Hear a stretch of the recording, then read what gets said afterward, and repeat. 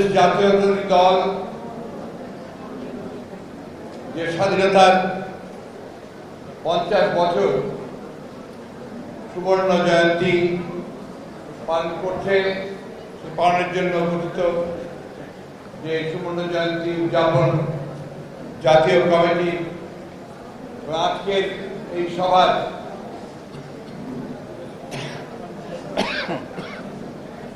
আলোচনা সভার সম্মানিত সভাপতি, এই জাতীয় উদযাপন কমিটির আহ্বায়ক, বাংলাদেশ জাতীয়তাবাদী দল বিএনপি জাতীয় স্থায়ী কমিটির সম্মানিত সদস্য, সাবেক এমপি, সাবেক মন্ত্রী, গণতন্ত্রের অন্যতম বীর সেনানী ডক্টর খন্দকার মোশাররফ হোসেন, মঞ্চে উপস্থিত আছেন আমাদের গণতন্ত্রের লড়াকু সেনাপতি বৃন্দ, আমি সকলের নাম বলছি না, যাদের বৃন্দ অনেক লম্বা, এবং প্রিয় ভাই ও বোনেরা, আসসালামু আলাইকুম। আসলে এইসব অনুষ্ঠানে আলোচনা খুব একটা ভালো হয় না, জমে না, যেটাকে বলে। সবাই কিছুক্ষণ আগে আমাদের মিলন বললেন যে সবাই নিজেদের মধ্যে এত কথা বলে যে না পারে আমাদের কথা শুনতে, না পারে তাদের কথা শুনতে। তো সেখানে পরিবেশটা থাকে না, পরিবেশ না থাকে কিন্তু আলোচনা হয় না, খালি কথা হয়। তো দয়া করে আপনারা যদি কিছুক্ষণ একটু নীরবতা পালন করেন, তাহলে আমার কথাগুলো হয়তো আমি আপনাদের শোনাতে পারবো। হয়তো ভালো নাও রাখতে পারি, কিন্তু কথা বলা আমাদের বলার দায়িত্ব নিয়ে সেই কথাটা আমাদের বলা দরকার। আমাদের এই প্রজন্ম, আমরা এখানে পাচ্ছেন সালাম, আমাদের প্রজন্ম কিন্তু আমরা একটা যুদ্ধ করে, লড়াই করে একটা দেশের জন্ম দিয়েছিলাম, এবং এই লড়াইয়ের যুদ্ধে যে যুদ্ধ, সেই যুদ্ধের ঘোষণা দিয়েছিলেন আমরা যে দল করে, সেই দলেরই প্রতিষ্ঠাতা, স্বাধীনতার ঘোষক, এবং পরবর্তীকালে রাষ্ট্র পরিচালনার দায়িত্ব পেয়ে যিনি গণতন্ত্রের পুনঃপ্রবর্তক এবং সমৃদ্ধ বাংলাদেশের উপকার শহীদ প্রেসিডেন্ট জিয়াউর রহমান, তার প্রতি আমি গভীর শ্রদ্ধা নিবেদন করছি। আমাদের যে সমস্ত শ্রদ্ধেয় মহান জাতীয় নেতৃবৃন্দ এই স্বাধীনতা সংগ্রামের জন্য সারা জীবন লড়াই করেছেন, সংগ্রাম করেছেন, অবদান রেখেছেন, তাদের প্রতি আমাদের শেরে বাংলা ফজলুল হক, মৌলানা আব্দুল হামিদ খান ভাসানী, সরওয়ার্দী, শেখ মুজিবুর রহমান সহ অসংখ্য নেতা যারা এই দেশের স্বাধিকারের জন্য, স্বাধীনতার জন্য সংগ্রাম করেছেন, লড়াই করেছেন, নেতৃত্ব দিয়েছেন। আমি শ্রদ্ধাভাবে স্মরণ করতে চাই, সবসময় স্মরণ করতে চাই সেই সমস্ত নাম না জানা নাগো শহীদদের, যারা এই দেশের স্বাধীনতার জন্য, মানচিত্রের জন্য, একটা পতাকার জন্য যুদ্ধ করেছেন, লড়াই করেছেন, প্রাণ দিয়েছেন একাত্তরে। আমি মা বোনদের সম্মান জানাতে চাই, যারা তাদের সবচেয়ে বড় সম্পদ সম্ভব পর্যন্ত বিসর্জন দিয়েছেন। স্বাধীনতা এগিয়ে নিয়ে আসে, ভাষণ হয়ে গেল, স্বাধীনতা হয়ে গেল, তা হয়নি। এই স্বাধীনতার জন্য বহু দাম দিতে হয়েছে আমাদের, কারণ দয়ায় পাওয়া না। অনেকে বলে যে আমরা করে দিয়েছি, কেউ মানুষ, এই দেশে সেই গ্রামের খেতে খাওয়া কৃষক, রোদে পোড়া বৃষ্টিতে ভেজা শ্রমিকের, কারখানায় কাজ করা যে শ্রমিক, সেই শ্রমিক, আমাদের পেশাজীবী ছাত্র, তাদের সংগ্রামে, লড়াইয়ে দীর্ঘ 9 মাস যুদ্ধ করে দেশ স্বাধীন হয়েছে। তাই যারা বলেন যে একজন মাত্র নেতা, একজন মাত্র মানুষ যার জন্য দেশ স্বাধীন হয়ে গেছে, একেবারে এই জাতির সঙ্গে প্রতারণা। দীর্ঘকাল, দীর্ঘ সংগ্রামের মধ্যে দিয়ে এই দেশের মানুষ তাদের এই ভূখণ্ডের স্বাধীনতা পতাকা রেখেছে। আজকে দুঃখ হয়, অত্যন্ত ভারাক্রান্ত হৃদয়ে বলতে হয় যে আওয়ামী লীগ সেই আওয়ামী লীগ যারা যুদ্ধের আগে সংগ্রাম করেছে, নেতৃত্ব দিয়েছে, নির্বাচনে জয়লাভ করেছে, একটা ক্ষেত্র তৈরি হয়েছে। কিন্তু এই আওয়ামী লীগই সেই দল যারা স্বাধীনতার পরে মানুষের যে আকাঙ্ক্ষা ছিল যে স্বপ্ন ছিল একটা গণতান্ত্রিক বাংলাদেশে, তার অধিকারকে প্রতিষ্ঠিত করা হবে, সেই স্বপ্নকে প্রতিষ্ঠিত করবে, সেই বাংলাদেশকে তারা ধ্বংস করে দিয়েছে। যে সংবিধান রচনা করা হলো ৭২ সালে, সেই সংবিধানকে তারাই কেটে ছিঁড়ে ভিন্ন বিচ্ছিন্ন করে দিয়েছে। তারাই এই দেশের মানুষের অত্যাচার, নিপীড়ন নিয়ে এসেছে। তারাই এই দেশের সকল দেশপ্রেমিক মানুষ যারা যুদ্ধ করেছিল, তারা যখন তাদের সঙ্গে দ্বিমত পোষণ করলো, যখন ভিন্নভাবে তারা তাদের মত প্রকাশের স্বাধীনতা চাইল, তখন তাদেরকে গ্রেফতার করে নির্যাতন করে হত্যা করা হলো। এই দেশের মানুষ কি ভুলে যাবে লক্ষ্মী বাহিনীর কথা? কোনোদিন ভুলতে পারবে না, আমরা পারি না, আমাদের জেনারেশন পারবে না বলতে। আমরা দেখেছি কি নির্মম অত্যাচার, নির্যাতন করা হয়েছে শুধু ভিন্ন মত ধারণ করবার জন্য। কেমন করে ভুলে যাবে খুলনা সেই কমিউনিস্ট নেতা শান্তি শেরের স্ত্রী, তার পুত্রবধূ এবং হানুফা খাতুনের উপরে কি অত্যাচার নির্যাতন চালিয়েছিল তারা? কেমন করে ভুলে যাবে যে তাদেরকে হাইকোর্ট সুমোটে ডেকে নিয়ে গিয়ে সেইখানে হিয়ারিং করে তাদেরকে মুক্তি দিয়েছিল? কেমন করে ভুলে যাবে যে সিরাজ শিকদারকে, একজন দেশপ্রেমিক যোদ্ধা, তাকে পেছন থেকে গুলি করে হত্যা করা হয়েছিল? কেমন করে ভুলে যাবে? সেদিন আজকে জাসুদের নেতৃবৃন্দকে যারা এখন সরকারের সঙ্গে যুক্ত হয়েছেন, তাদেরকে প্রায় আমি প্রশ্ন করি, প্রায় বলি, কোথায় আপনার যে ৩০,০০০ মেধাবী ছাত্র, মেধাবী যুবক সেদিন ১৯৭২ থেকে ৭৫ মধ্যে নিহত হয়েছিল, তাদের রক্তের ঋণ আপনাদের পরিশোধ করতে হবে না?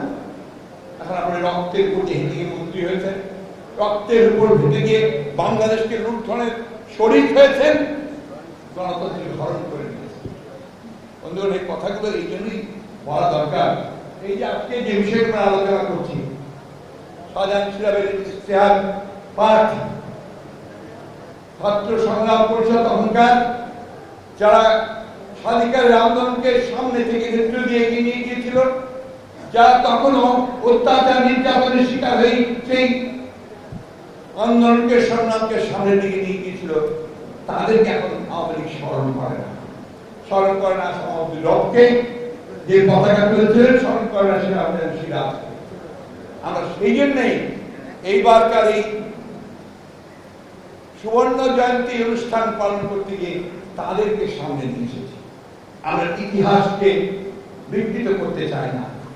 আমরা ইতিহাসের যার যা প্রাপ্য থাকে সেই প্রাপ্য দিতে চাই। যেমন শহীদ প্রেসিডেন্ট জিয়াউর রহমান মুক্তিযুদ্ধ ঘোষণা করে ঝাঁপিয়ে পড়েছিলেন এই দেশের মানুষ তার ঘোষণার মধ্য দিয়ে, একইভাবে আমরা আসাম আব্দুল রব, শাহজাহান সিরাজ সহ, মৌলানা আব্দুল হামিদ খান ভাসানী সহ, মাহমুদুল্লাহ সহ যারা স্বাধীনতার ডাক দিয়েছিলেন, তাদেরকে আমরা স্মরণ করতে চাই। সেই জন্যই এই আয়োজন, সেই জন্যই আলোচনা সভা। তাই আমি অনুরোধ করবো যে এই আলোচনা সভাগুলোতে আপনি যখন আসবেন, এরপরে আরো অনেক আলোচনা আছে, সেই আলোচনার মধ্যে একটু ধৈর্য ধরে শুনবেন। আজকের জেনারেশনকে বলতে চাই, আজকের প্রজন্মকে বলতে চাই, আপনারা সেই ইতিহাস তো জানেন না। আর এরা ইতিহাস তো বিকৃত করেছেন, যেটা জানেন সেটা জানে যে আওয়ামী লীগ ছাড়া কিছু নাই, এক নেতা, এক দেশ, বঙ্গবন্ধু বাংলাদেশ, এই হচ্ছে তাদের স্লোগান। তা নয়, এখানে দীর্ঘ বছর ধরে, শত শত বছর ধরে এই দেশের মানুষের যে আকাঙ্ক্ষা ছিল একটা স্বাধীন ভূখণ্ডের, তার জন্য এখানে লড়াই করেছে মানুষ। বন্ধুগণ, এই যে আপনার শাহজাহান সিরাজ সাহেবের যে ইশতেহার পাঠ, এই ইশতেহারে কি ছিল, এখানে অনেকে আলোচনা করেছে। আমি শুধু দু একটা পয়েন্ট আপনাদের সামনে তুলে ধরতে চাই। না তুলে ধরলে আজকে আলোচনা অসম্পূর্ণ থেকে যাবে। স্বাধীন ও সার্বভৌম বাংলাদেশ গঠন করে পৃথিবীর বুকে একটি বলিষ্ঠ বাঙালি জাতি সৃষ্টি ও বাঙালির ভাষা, সাহিত্য, কৃষ্টি ও সংস্কৃতির পূর্ণ বিকাশের ব্যবস্থা করতে হবে। স্বাধীন ও সার্বভৌম বাংলাদেশ গঠন করে অঞ্চলে অঞ্চলে, ব্যক্তিতে ব্যক্তিতে বৈষম্য নিরসন করে সমাজতান্ত্রিক অর্থনীতি চালু করে কৃষক শ্রমিক রাজ কায়েম করতে হবে। স্বাধীন ও সার্বভৌম বাংলাদেশ গঠন করে ব্যক্তি, বাক, সংবাদপত্রের শাসন স্বাধীনতার নির্ভেজাল গণতন্ত্র কায়েম করতে হবে। কোথায় কোথায় আওয়ামী লীগের বাংলাদেশে এই 15 বছরে কোথায় এই সব? এখন ব্যক্তিতে ব্যক্তিতে বৈষম্য আকাশ সমান পাহাড় সমান হয়ে গেছে। বাক স্বাধীনতা, এলাকার স্বাধীনতা সবকিছু হরণ করা হয়ে গেছে। আর অঞ্চলের বৈষম্য আরো বৃদ্ধি পেয়েছে। মুখে স্লোগান দেয় উন্নয়ন, উন্নয়নের জোয়ার বইছে, আর সাধারণ মানুষ হিমশিম কাটতে বেঁচে থাকে। এক শ্রেণীর লোক আওয়ামী লীগের যারা পদপুষ্ট, তা হাজার হাজার কোটি টাকা ব্যাংক থেকে লুট করে পাচার করে দিচ্ছে। আরেক শ্রেণীর মানুষ চাকরি হারাচ্ছে, খেতে পাচ্ছে না, চরম নৈরাশ্যের মধ্যে। এই হচ্ছে তাদের বাংলাদেশ। বাক স্বাধীনতা, এই কয়েকদিন আগেই দেখলেন যে মোস্তাক আহমেদ, লেখক মোস্তাক আহমেদ, তার শুধু একটা লেখার জন্য, সরকারের সমালোচনামূলক একটা লেখার জন্য, সেটাও নিজে না, এই কার্টুনিস্ট বিষয়ের উপর লিখতে গিয়ে তাকে বাসা থেকে তুলে নিয়ে গেছে এবং 6 মাস কোনো জামিন না দিয়ে তাকে কারাগারে আটক করে রেখেছে। বন্ধুগণ, এই মোস্তাক আহমেদ একা নন। এই ধরনের 700 মানুষকে তারা শুধু সমালোচনা করার জন্য, লেখার জন্য তাদেরকে তুলে নিয়ে আটক করে তাদের যন্ত্রণা দিয়েছে।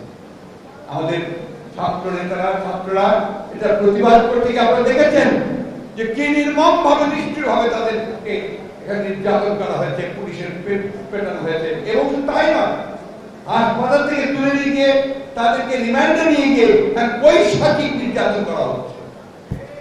আপনারা আবার জানতে চান যে জনগণ প্রতিপক্ষ কেন? প্রতিপক্ষ তো আপনারা বানিয়েছেন নিজেদেরকে। আমি গতকাল বলেছি, আজকে রিপিট করতে চাই না। শুধু তারা নয়, ইলেকশন কমিশনের অবস্থা দেখেন।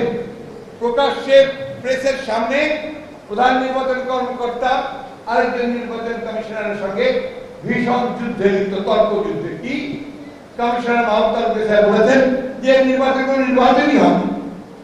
এটা আগেও বলেছিলেন আপনারা সেই 18 সালের নির্বাচনে, আবার স্থানীয় সরকার নির্বাচনে। আরে ভাই, সারা বাংলাদেশের যতগুলো নির্বাচন হয়েছে তার মধ্যে বিএনপিকে দেওয়া হয়েছে 20%, 80% তারা নিয়েছে।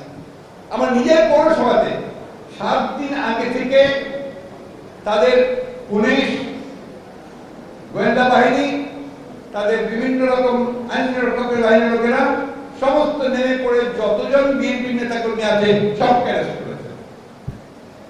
সব জায়গায় তাই। তাহলে এই নির্বাচন কমিশনের কোনো প্রয়োজন আছে? প্রয়োজন নেই।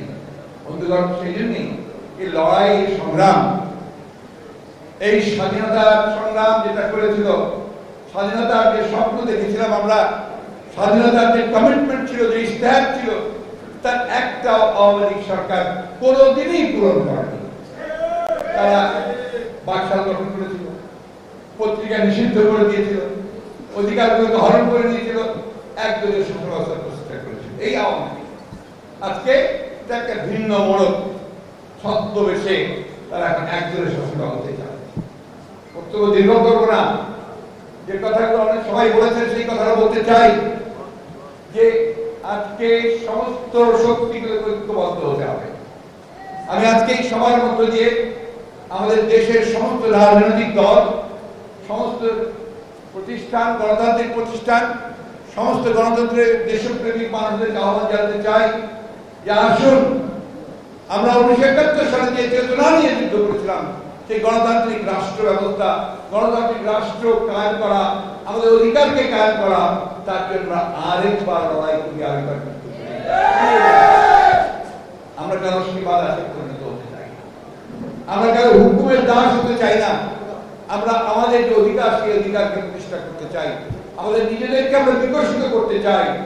আমরা আমাদের ভবিষ্যৎ বংশধরের জন্য সত্যিকার অর্থেই একটা আবাস স্থল গঠন করতে চাই, যেখানে তারা মুক্ত বাতাস, মুক্ত একটা অবস্থায় বাস করতে পারে। আসুন, সেই লক্ষ্যে আমরা সবাই ঐক্যবদ্ধ হয়ে আমাদের এই দানব যে আমাদের উপর বসে আছে, আমার না, এই সাবেক প্রধান বিচারপতি সিনহা সাহেব, তিনি বলছেন মনস্টার, সরকারকে বলেছেন একটা মনস্টার দানব, সেই দানবীয় শাসন আমাদের উপর চাপিয়ে দিয়েছে। সেখান থেকে আমরা দেশ সভা থেকে মুক্ত করে আনি। আমাদের গণতন্ত্রের মাথা দেশের নেত্রী বেগম খালেদা জিয়া শুধুমাত্র গণতন্ত্রের সংগ্রামের জন্য তাকে আটক করে রাখা হয়েছে, তাকে মুক্ত করে নিয়ে আসি। আমাদের নেতা তারেক রহমান যিনি আজকে বিদেশে নির্বাচিত অবস্থায় নিয়ে আসেন, তাকে দেশে ফিরিয়ে নিয়ে আসি। আর আমাদের দেশে যে 35 লক্ষ মানুষের মধ্যে মিথ্যা গায়েবী মামলা দিয়ে অযথা হয়রানি করা হচ্ছে, তাদেরকে মুক্ত করি সেই মামলার নিকট থেকে। আমাদের সেই সমস্ত অসহায় মা বোন যারা সন্তান হারিয়েছেন, যারা সন্তান খুঁজে পাচ্ছে না, গুম হয়ে গেছে, তাদের মুখে একটু হাসি ফোটার জন্য আসুন আমরা আরেকবার সবাই এক হয়ে আত্মত্যাগের সিদ্ধান্ত নিয়ে আমরা সেই যুদ্ধে ঝাঁপিয়ে পড়ি, আমাদের দেশকে আমরা আরেকবার মুক্ত করি। এই হোক আজকে আমাদের শপথ। সকলকে ধন্যবাদ। আসসালামু আলাইকুম, খুদা হাফেজ। বাংলাদেশ জিন্দাবাদ, বাংলাদেশ জিন্দাবাদ, স্বাধীনতা জিন্দাবাদ, দেশের খালেদা জিয়া জিন্দাবাদ, তারেক রহমান জিন্দাবাদ।